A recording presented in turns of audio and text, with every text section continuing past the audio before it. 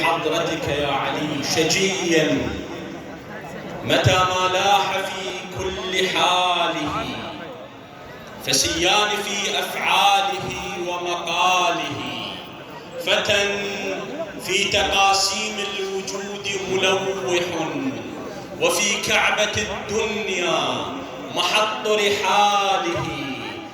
إذا شاء حربا لم يشأها بسيفه، لأول أمر ومضة في خياله. فإمرتكم والقارعون بطبلها جميعا فكانوا دون شسع نعاله.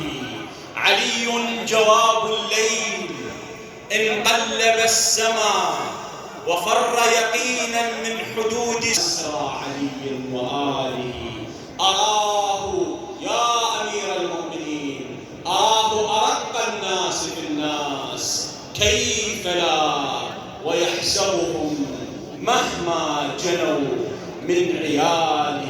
ومن غيرك يا أمير المؤمنين يقول والله وتلك عدالتك يا علي من عدالة السماء، والله لو وجدت المال قد تزوج به النساء وملك به الإماء لأدبته، فإن في العدل سعة، ومن ضاق عليه العدل فالجور عليه أضيق.